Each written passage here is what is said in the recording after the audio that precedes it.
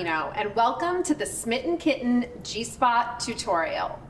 Today, Dylan Ryan, Danny Wylde, and I are going to show you some great techniques for G-Spot stimulation.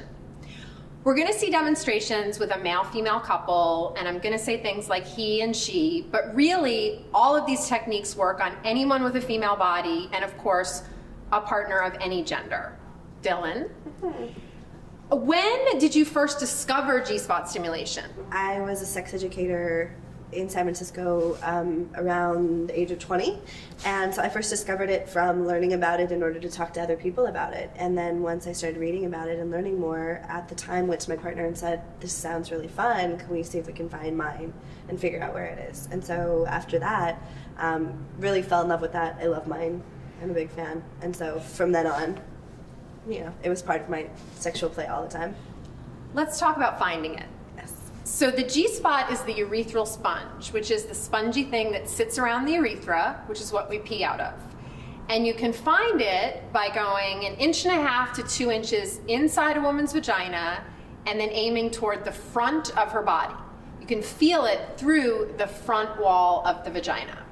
Most women say that they like to be turned on, aroused, warmed up before you go for G-spot stimulation. And that makes sense because as a woman is turned on, her G-spot swells, it becomes more pronounced, which means it's easier to find, and it becomes really more sensitive to stimulation. I will specify in saying that I don't have to be warmed up in that area to enjoy intense stimulation there, but it does help if I'm warmed up in general. So if I'm having other kinds of penetrative sex and then my partner goes straight for the G-spot, or there's been some amount of cunnilingus happening, or even really intense passionate kissing, and I'm really turned on, then really intense stimulation on my G-spot can feel awesome, and I really like that. A lot of people say that they feel like they have to pee when they have their G-spot stimulated, which makes sense because again, you're stimulating the urethra. What is the sensation for you when you have really intense G-spot? So when I first discovered my G-spot, it was very much that kind of sensation of a needing to pee kind of feeling. But as I've gotten more and more used to it and played with it, and as I found out that I squirted and could squirt from G-spot stimulation, it changed to more of a feeling of fullness, which actually is quite pleasurable and creates a different kind of orgasm that I really enjoy. But I've spent a lot of time sort of practicing with it and getting used to it, so it's sort of changed. Okay, so you brought up orgasm. Can you come from G-spot stimulation alone? I can, and it's different in different ways. The way that I come most frequently is, again, through squirting and through large penetrations. So either being fucked really hard, or fisting, or a lot of fingers, and having the vaginal canal really full. And usually that causes some amount of squirting, which is in of itself its own kind of orgasm and feels really amazing. Sometimes just from the come hither fingers or the running fingers, and some really good pressure on that area, it can come that way also.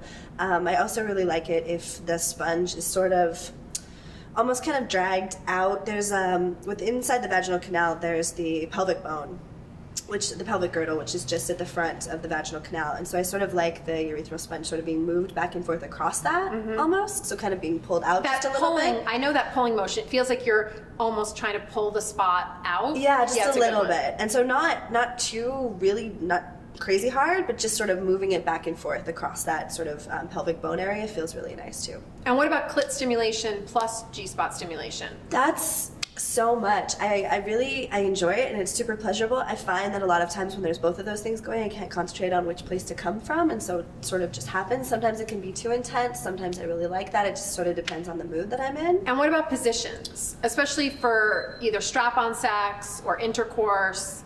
Are there positions that you feel like just work better for G-spot stimulation? I find that having my legs together is really good. It sort of squeezes all the muscles in that area and rubs against the G-spot, which is really nice. So having my legs up in the air and my partner sort of leaning a little bit into my legs, putting a little bit of pressure, and then like really good stroke thrusting in that area is really good.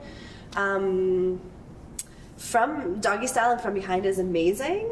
I don't come that way so often, but it feels really, really good. And so moving through that position towards something else, or having that be kind of an interim position, is really good.